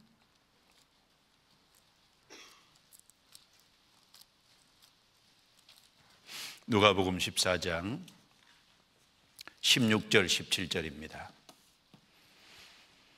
16절 17절 여기 어떤 사람이 큰 잔치를 베풀었죠. 이르시되 어떤 사람이 큰 잔치를 배설하고 많은 사람을 청하였더니 잔치할 시간에 그 청하였던 자들에게 종을 보내어 가로되 오소서 모든 것이 준비되었나이다 하며 건너뛰었어요. 21절 종이 돌아와 주인에게 그대로 고하니 이에 집주인이 노하여 그 종에게 이르되 빨리 시내 거리와 골목으로 나가서 가난한 자들과 병신들과 소경들과 저는 자들을 데려오라 하니라. 종이 가로되 주인이여 명하신 대로 하였으되 오히려 자리가 있나이다. 주인이 종에게 이르되 길과 산을 가로 나가서 사람을 강건하여 데려다가 내 집을 채우라.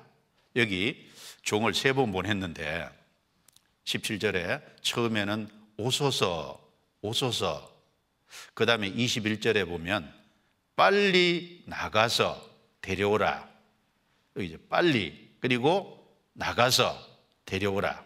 두 번째는 빨리 그리고 나가서 데려오라 그랬습니다. 그 다음 세 번째는 23절에 사람을 강건하여 데려다가 내 집을 채우라.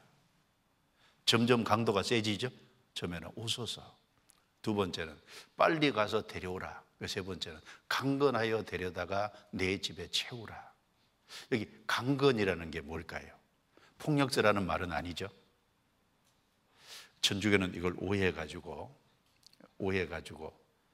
안 믿는 사람 때려서라도 믿게 해야 된다고. 그건 아니죠.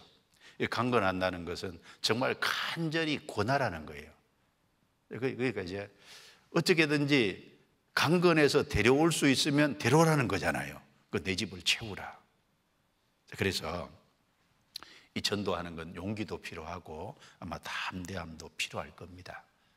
그래서 전도하지 않는 것은 죄가 되는 게 맞고 전도는 적극적으로 해야 되는 것이 틀림없이 맞을 겁니다.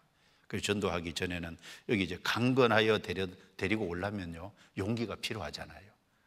강건해서 데려오려면 담대한 것도 필요하잖아요. 그래서 오늘날은 아름다운 소식이 있는 날이언을 우리가 잠잠하고 있도다. 입을 벌리면 사람들이 구원받을 수 있는데 입을 안 벌리고 입 닫고 있는 그리스도인들이 많이 있잖아요. 참 안타까운 얘기죠. 시편 116편 10절에 보면 내가 믿는 거로 말하노라. 내가 마음에 확실히 믿으면 일단은 기쁨이 있잖아요. 확실히 믿으면 여러 어려움과 역경들이 있어도 인내하는 마음이 있잖아요. 그리고 확실히 믿는 사람은 어려운 것을 견딥니다. 그리고 확실히 믿는 사람은 자기 신앙을 고백하고 확실히 믿는 사람은 내가 믿는 거로 말하노라. 그 말처럼 믿는 사람은 또 말하게 돼 있습니다. 믿는 사람의 특징이요 말하게 돼 있는 거예요. 왜? 중요하니까. 예레미야 4장 넘겨보겠습니다. 예레미야 4장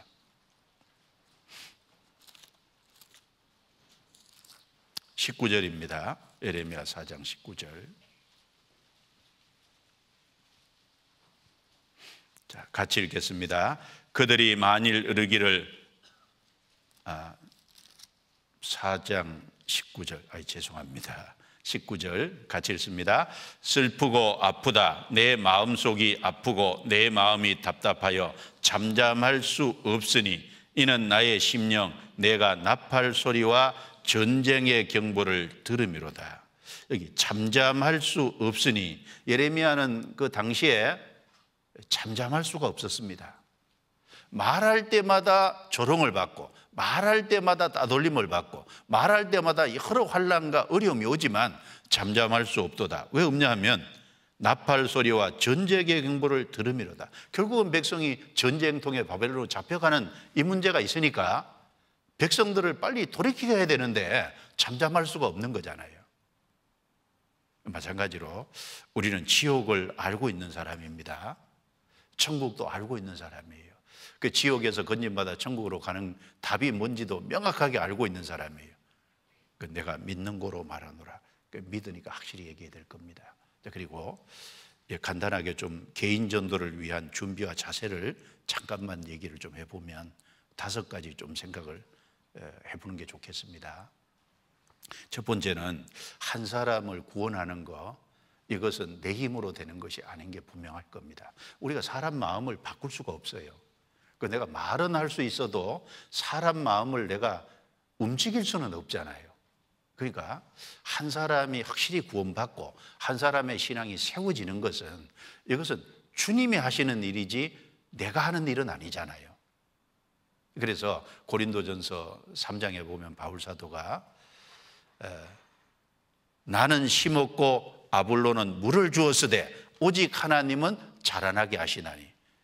자, 심어도 싹이 나게 하는 건 하나님이고 물을 줘도 자라나게 하시는 건 하나님이니까 우리는 우리 역할을 하는 거고 핵심적인 것은 하나님이 하시는 거니까, 그 한 사람 속에 생명을 심어주는 것도 하나님이 하시는 일이니까 첫 번째는요, 주님을 의지하고 주님께 간절히 구하는 게 필요합니다. 이 전도는 반드시 하나님을 의지하는 게 필요하잖아요. 그 하나님께 간절히 구하는 거, 이것이 꼭 필요할 겁니다. 솔로몬 성전 앞에 들어갈 적에 2 기둥이 있잖아요. 하나는 야긴, 하나는 보아스. 야긴, 내가 세우리라. 보아스, 저에게 능력이 있다. 그러니까 주님의 능력으로 주님이 세우시는 것이라는 걸 이스라엘 백성들은 성전을 드나들면서요 2 기둥 통해서 마음에 확실히 새겼잖아요. 하나님이 우리 마음에서도 새겨주기 원하는 것이 주님이 세우고 주님의 능력으로 세운다는 거, 한 사람 구원받는 건 주님이 하신다는 거, 이거 마음에 확실히 새겨지는 게 필요합니다. 그러니까 기도해야 돼요. 예수님은 그날 하루 만날 사람들을 위해서 새벽 미명에 일어나서 마가복음 1장에 보면 기도하셨잖아요. 우리도 전도하게 도와달라고, 전도의 문을 열어달라고, 그리고 전도하는 사람 만날 때 하나님 입을 뗄 수 있게 도와달라고, 그 말할 적에 그 마음을 터치해 주시고 열어주시고, 이게 내가 말하는 말이 마음속에 좀 들어가서 생각할 수 있게 좀 도와주시라고. 우리는 간절히 기도해야 됩니다. 왜? 주님의 능력으로 되는 것이기 때문에. 그래서 이 주님의 능력으로 된다는 걸 생각할 때 나는 겸손하게 되고 주님을 더 의지하게 될 겁니다. 그리고 2 번째는, 하나님께서 이 복음을 전하는 것은 하나님이 능력을 주셔서 하게 하신 거거든요. 근데 어떤 사람에게 하나님이 능력을 주시냐? 열망하는 사람. 무슨 말이냐 하면, 내가 전도하고 살아야 되겠다. 어린 시절부터 전도하는 게 필요하잖아요. 대학생 시절에 전도하는 게 필요하잖아요. 전도는 우리 삶이 되고 습관이 되는 것이 맞는 거거든요. 내가 전도하고 살아야 되겠다, 한 영혼이라도 건지고 살아야 되겠다, 이 마음이 있어야 되거든요. 전하야 되겠다는 열망이 있는 사람, 하나님이 그 사람에게 도움을 주시잖아요. 그 사람에게 능력을 주셔서 그 사람을 사용해서 영혼을 건지지 않습니까? 그런데 내가 전도해야 되겠다는 열망이 없고 전하려고 하는 마음의 의지가 없는 그 사람을 하나님이 능력 주시지 않지 않습니까? 열망이 있어야 돼요, 열망. 그 엘리사는 엘리야, 하나님이 데려가시기 전에 엘리야에게 부탁했잖아요. 당신의 영감에 갑절이 내게 있으면 좋겠습니다. 왜냐하면 엘리야는 너무너무 능력이 많은 사람인데 그래도 북이스라엘 사람들이 안 돌이키면 이제 엘리야 같은 사람 여러 명 있으면 좋겠는데 다른 사람 보니까 안 그렇고, 그러니까 자기라도 능력에 갑절이 좀 있어서 이스라엘 백성을 정말 돌이키고자 하는 간절한 열망이 있는 거예요. 그러니까 하나님이 엘리사에게 능력을 주시고 귀하게 쓰셨잖아요. 그리고 열왕기하 2장에 보면 엘리야를 쭉 따라갈 때 그거 한번 기억해 주면 좋잖아요. 처음에 길갈에서, 그 다음에 베델로, 그 다음에 여리고로, 그 다음에 요단까지 따라갔잖아요. 그럼 이제 길갈은 할례 받는 거니까 구원이죠. 구원을 받고, 그 다음에 베델은 하나님의 집 교회를 상징하죠. 교회 안에 거하면서, 여리고는 하나님의 말씀이 내려왔을 때 순종해서 그대로 여리고성을 승리했잖아요. 그 승리의 하나님, 순종의 승리의 모형이니까 순종하는, 그래서 승리하는 삶을 살고, 그 다음에 요단강은요, 요단강은 들어가 죽는 거잖아요. 자기를 십자가를 지고 자기를 희생하는 거잖아요. 그럴 적에 영감의 갑절을 발 수 있다, 능력이 임하는 거다라는 걸 우리에게 가르쳐주고 있는 것입니다. 그래서 전도해야 되겠다는 열망 가진 사람, 하나님이 그 사람을 이렇게 능력을 주시고 그리고 그 사람을 사용해서 전도하는 거라는 걸 생각해야 되겠습니다. 그리고 세 번째는 전도에 뭐가 필요하냐? 용기와 담대함이 필요합니다. 그 용기와 담대함이 필요한데 두려움은 전도 못해요. 어떤 두려움이 있냐면은 이 전도를 해보면 이제 저 사람이 거절하면 어떡하지? 거절당할까 봐 두렵잖아요. 그 다음에 내가 저 사람에게 전도했다가 서로 이제 학생들에게 전도하는데 저 사람이 내가 전도한 걸 안 받아들이면 혹시 이렇게 관계가 틀어지지 않을까? 이것이 두렵잖아요. 그리고 혹시 내가 이상한 사람으로 해서 내가 왕따 당하는 일이 있지 않을까? 이런 두려움이 생기지 않습니까? 그리고 내가 전도를 여러 번 해도 자꾸 실패하니까 실패를 여러 번 하다 보면 낙담이 되잖아요. 그런데 예수님 앞에 온 사람들, 예수님 앞에 다 구원받았습니까? 예수님이 그냥 돌려보낸 사람도 있어요. 주님께서 찾는 사람을 이끌어주고 열어줘야 되니까 열심히 전도하다 보면 구원받는 사람들을 붙여주시게 돼 있거든요. 그 실패를 통해서 또 배우잖아요. 그래서 두려움을 극복해야 돼요. 두려움을 극복 못하면 실제로 전도를 못할 겁니다. 두려움을 극복하려면요, 주님이 나와 함께 계시고 주님께서 허락하지 않으면 어떤 상황도 발생 안 될 수 있다는 그런 각오가 필요하죠.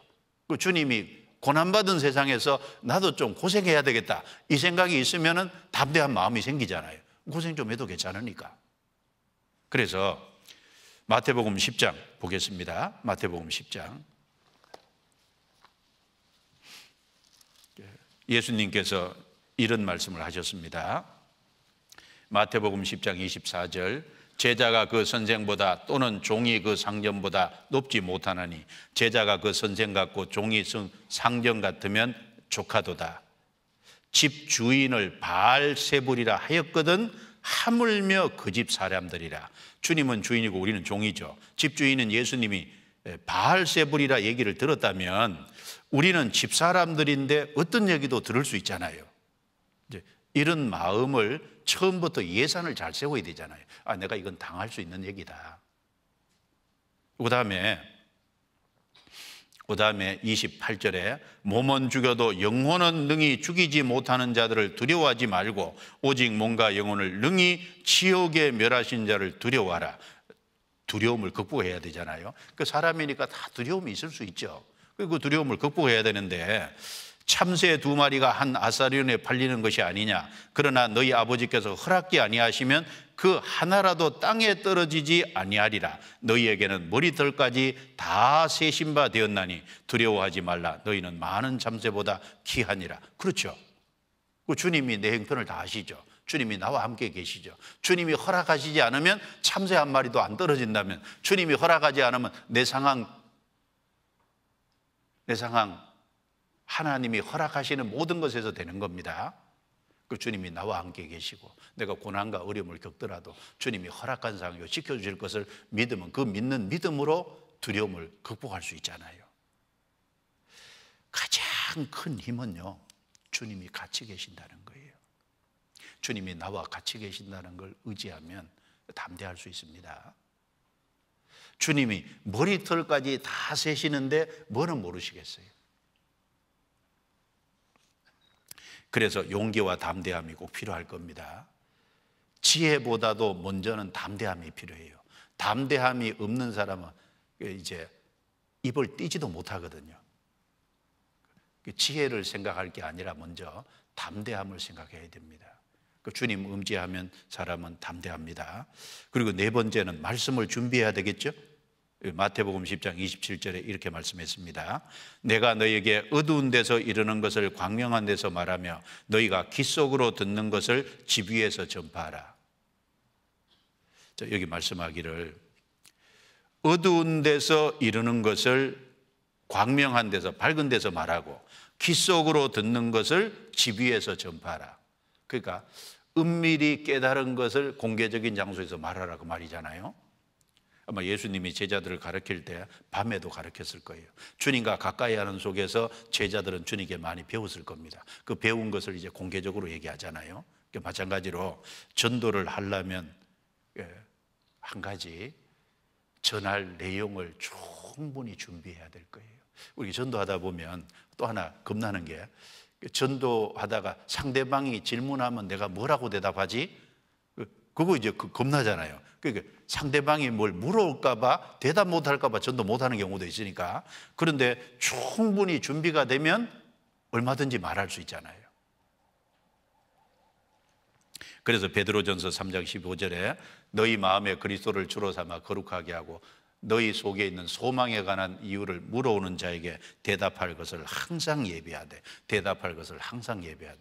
이번 5일 동안 그래서 귀로 많이 듣고 마음에 새기고 또 같이 팀별로 하는 가운데 연구하고 그리고 준비하는 가운데서 실제로 학교에 가서 외쳐야 되잖아요. 들으라, 새기라, 준비하라, 외치라. 이번에 준비 많이 해야 되겠죠. 에스겔서 2장에 보면 하나님께서 에스겔에게요 두루마리를 주시면서 하나님의 말씀이 적힌 두루마리입니다. 그걸 아예 먹어버리라 그랬어요. 그 에스겔이 먹고 소화가 돼서 가서 외친 거잖아요. 마찬가지로 하나님의 말씀이 먼저 내게 충분히 소화가 되고 이해가 되고 내게 준비됐을 때 담대하게 외칠 수 있지 않습니까? 그래서 말씀을 준비해야 될 겁니다. 그 다음에 다섯 번째가 삶에서 이제 지혜와 구별이 필요한 겁니다. 마태복음 10장 16절입니다. 16절 같이 읽겠습니다. 보라, 내가 너희를 보냄이 양을 이리 가운데 보낸가 같도다. 그러므로 너희는 뱀같이 지혜롭고 비둘기같이 순결하라. 예수님이 제자들에게 이 말할 때요 창세기를 생각을 하셨을 거예요. 뱀같이 지혜롭고 창세기 3장을 염두에 두고 하신 걸 겁니다. 그 다음에 비둘기같이 순결하라. 창세기 9장을 염두에 두고 하신 걸 거예요. 창세기 3장의 뱀은요 아담 하와 넘어뜨리는데 참 지혜로웠잖아요. 그러니까 우리는 세우는 쪽으로 좀 지혜가 필요하죠. 그 다음에 창세기 9장에 까마귀 내보내니까 홍수 끝난 이후에 안 돌아왔잖아요. 근데 비둘기를 내보내니까 접촉할 것을 얻지 못하고 돌아왔다. 이 구별이지 않습니까? 그래서 여기 우리가 전도하는데 꼭 필요한 거 예수님이 두 가지 얘기했는데, 하나는 지혜, 세우는 지혜, 하나는 그 세상과 구별된 거. 깨끗하지 않으면은 입이 안 떨어지거든요. 그리고 내가 반듯하게 살지 않으면, 내가 세상에 착한 모습을 보이지 않으면 다른 사람 전도하기가 어렵습니다. 그래서 지혜와 구별이 꼭 필요할 겁니다. 지혜 중에는 이 전도할 적에 대상들을 고려한 지혜가 필요하겠죠. 아예 안 믿는 불신자든 아니면 교회 다니는 사람이냐 아니면 다른 종교를 가진 사람이냐, 그 대상을 구별해 가지고 하는 게 필요하죠. 예수님은 니고데모한테 말할 적에 사마리아 여자에게 개인 상담할 때 다르게 했잖아요. 바울 사도는 사도행전 13장에 유대인 해상에서 전도할 때, 사도행전 17장에 사도행전 17장 아덴에 가서 전도할 때 그 말한 메시지가 다르잖아요. 핵심은 예수 그리스도에게로 갔지만 중간 과정이 좀 다르지 않습니까? 그러니까 우리가 전도할 적에 어떤 대상이냐를 좀 생각하는 게 필요할 겁니다. 그리고 각 사람에게 접근하는 지혜도 조금씩 달라야 되겠죠. 예를 들면 바울 사도는 창세기 9장, 창세기 22장, 사도행전 9장, 22장, 26장에요. 세 장에 세 번이나 자기 간증을 했잖아요. 그러니까 어떤 사람은 내 신앙적인 간증으로 접근할 수도 있을 겁니다. 그리고 이제 세리 마태는 예수님을 사람들에게 소개시키기 위해서 자기 집에 잔치를 했잖아요. 자기 집에 잔치를 하고 그리고 사람들을 초대해서 예수님을 오게 해서 거기서 예수님을 말씀을 사람들이 듣도록 했지 않습니까? 마찬가지로 우리도 이제 이 접근하는 지혜가 나름대로 좀 필요할 겁니다. 그래서 어떤 사람은 내 간증을 통해서, 어떤 사람은 여러 형제 자매들이 같이 해서 이제 초대함으로, 어떤 사람은 만날 때마다 선물 하나씩, 이렇게 선물은 사람 마음 여니까, 학생들이니까 큰 거 못 하니까요, 조그만 거, 그 별거 아닌 것 같아도요, 한 번 주고 두 번 주고 10번 주고 이렇게 하면요, 사람 마음이 자꾸 받다 보면요 미안한 마음이 들잖아요. 그러니까 이제 이단 지파 뭐 있죠. 근데 이제 그 사람들 찾아갈 때요 꼭 작은 거 하나라도 들고 갑니다. 그리고 이제 자꾸 받다 보면은 이게 이제 미안한 마음도 들고 마음이 열리게 돼 있는 거예요. 그러니까 작은 거라도 자꾸 주는 것도 필요하고, 그리고 만나서 어려운 일이 있으면요, 내가 너 어려운 일 위해서 기도해 줄게. 기도해 준다는데 고맙잖아요. 그래서 이제 계속 기도하고 있다고. 그래서 이제 자꾸 이제 기도해 주면서 얘기를 좀 마음이 열릴 수도 있잖아요. 그래서 이제 그런 것도 필요하고, 접근하는 지혜가 여러 가지가 필요할 거예요. 그래서 대상을 구별하는 지혜, 접근하는 지혜, 이런 게 필요할 겁니다. 그리고 지금이 이 사람에게 전도할 때냐 아니냐, 이 사람 형편도 좀 살펴야 되거든요. 현재 삶에 너무 만족하고 있으면요, 그 사람 안 받아들일 거예요. 근데 어려운 딱 상황이 될 때, 그때가 딱 전도할 적기기도 하거든요. 그러니까 어떤 사람을 전도해야 되겠다 싶으면요, 충분히 기도하는 가운데 상황을 잘 살피면 여기 전도할 타이밍이 또 생길 수 있거든요. 그래서 그런 여러 가지 지혜가 필요할 겁니다. 근데 전도에 대해서는 지혜가 부족하니까 야고보서 1장 5절에 보면 누구든지 지혜가 부족하거든 후히 주시고 꾸짖지 아니하시는 누구에게 구하라고요? 하나님께 구하라고. 성경에 지혜가 많잖아요. 그 잠언도 읽어보면 지혜를 많이 찾을 수 있습니다. 그래서 이제 대상을 고려한 지혜, 접근하는 지혜, 형편을 좀 살피는 지혜, 이런 것도 좀 필요합니다. 그러나 이 지혜보다 더 앞서 중요한 것은 용기와 담대함입니다. 믿음에서 나오는 용기와 담대함이 있어야 일단 전도하니까. 그래서 이 5가지 좀 생각을 하면 좋겠습니다. 기도하겠습니다.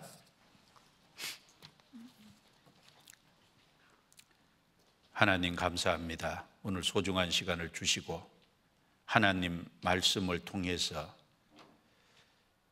불신의 죄가 얼마나 큰지, 또 아름다운 소식을 전하지 않는 죄가 얼마나 큰지를 또 살필 수 있게 도와주시고, 우리가 믿는 믿음을 하나님이 귀하게 여기시고 또 믿음으로 살아가는 삶을 귀하게 여기신다는 것을 살펴볼 수 있는 시간을 주신 것 감사합니다.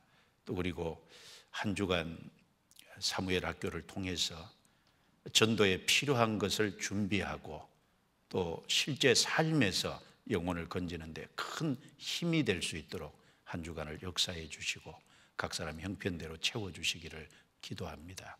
우리를 구원해 주신 주 예수님 이름으로 기도드려옵니다. 아멘.